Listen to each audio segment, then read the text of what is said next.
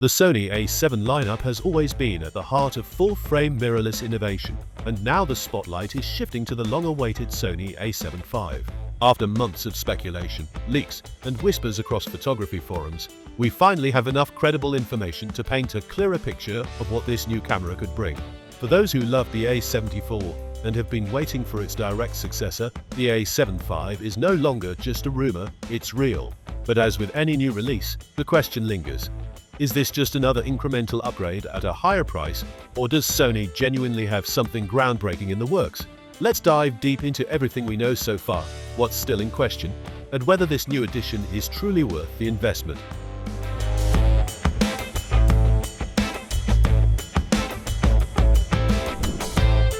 To understand the weight of the A75's arrival, you have to appreciate the history of the A7 series. Sony's original A7 cameras completely reshaped the photography landscape by making full-frame mirrorless cameras accessible to a wider audience. The A7 III, launched back in 2018 at a modest $1,999, quickly became a classic and is often referred to as the basic model that isn't basic. It combined professional-level performance with affordability, making it a favorite among enthusiasts, professionals, and hybrid creators alike. Then in 2021 came the A74, priced at $2,499, marking a noticeable step forward both in performance and cost. It introduced improved autofocus, higher resolution, better video features, and stronger stabilization, but it also signaled Sony's move into a more premium territory. Fast forward to 2025, and the stage is set once again.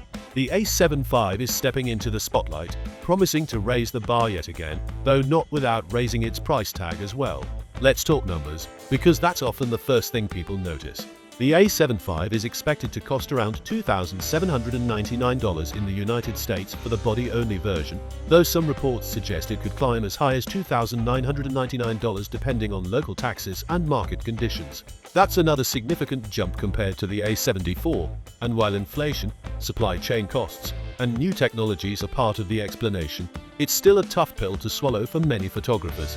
The pricing differences become even more pronounced when looking at international markets.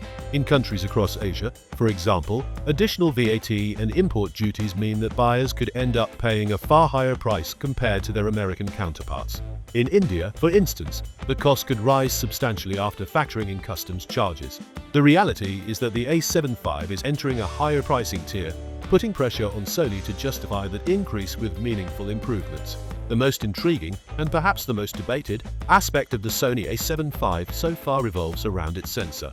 Current information points to two possible directions. On one hand, the A75 may come with a new 44-megapixel BSI CMOS sensor, offering higher resolution and detail, which would make it a dream for landscape photographers, commercial shooters, and anyone who needs more cropping flexibility. This would put it in direct competition with cameras like the Leica Q3 and even Sony's own high-resolution RX1R Mark III. On the other hand, there are strong rumors suggesting that Sony might opt for a 33-megapixel stacked CMOS sensor instead. While this might sound like a step back in terms of resolution, the benefits of a stacked sensor are undeniable: faster readout speeds, better performance in low-light conditions, and significantly reduced rolling shutter. Such a choice would appeal more to hybrid shooters and videographers who value speed and efficiency over sheer megapixel count. At this stage, both options make sense depending on the target market Sony wants to emphasize. The 44MP version would tilt the A75 toward high-resolution photography, while the 33MP stacked sensor would lean heavily into video and hybrid performance. Whichever path Sony takes will ultimately determine how this camera is received by different segments of the photography community. Wherever the sensor lands, one area that seems almost certain is processing. The A75 is expected to use Sony's powerful Beyond's XR image processor, already proven in higher-end models like the Sony A1 and the FX3 cinema camera. Combined with next-generation AI-based autofocus, the A75 should deliver highly advanced subject recognition and tracking capabilities. This isn't just about locking onto eyes or faces anymore. Sony's AI tracking is rumored to handle a wide variety of subjects with precision, whether it's animals, birds in flight, or even cars and motorcycles racing at high speed.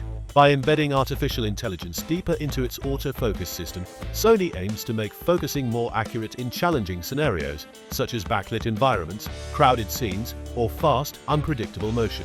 Of course, AI isn't foolproof. Photographers know that low-light environments and very complex movements can sometimes trip up even the best autofocus systems. The hope is that Sony has refined these shortcomings in the A7V, making its autofocus system not only powerful, but also more reliable and predictable across a range of shooting conditions. If there's one area where Sony continues to push the envelope, it's video. The A7V is shaping up to be a serious hybrid camera for filmmakers, YouTubers, and content creators. Early reports suggest it will support 4K 16-bit RAW output, along with Sony's popular S-Log3 and S-Cinetone color profiles. This means greater flexibility in post-production, more dynamic range, and that signature cinematic look Sony cameras are known for. However, in 2025, expectations are higher than ever. Many creators now demand oversampled 6K video, or at least full-frame 4K at 60 frames per second. If the A7V doesn't include these features, it could leave some filmmakers disappointed, especially since competing brands are increasingly offering these options even in mid-range models. One confirmed highlight is the inclusion of 8 stops of 5-axis in-body image stabilization IBIS. This could be a game changer for handheld shooters, vloggers, or anyone working in dynamic environments. Whether you're walking, shooting from a moving vehicle, or holding the camera in less than ideal conditions, the stabilization system promises smooth, usable footage. Of course, real-world performance will be the true test. Specs on paper don't always match lived experience. Additionally, the A7V is expected to retain dual card slots supporting both CFexpress Type A and SD cards, which is great news for hybrid creators managing large video files and high-resolution stills simultaneously. Yet, it's not without concerns. The ever-increasing price makes the A7V harder to access for many shooters who once viewed the A7 series as a sweet spot between performance and affordability. The uncertainty around the sensor also leaves some buyers hesitant. Resolution-focused photographers may feel shortchanged if Sony opts for a lower megapixel count, while filmmakers might feel underwhelmed if oversampled 6K or true 4K 60 full frame isn't included.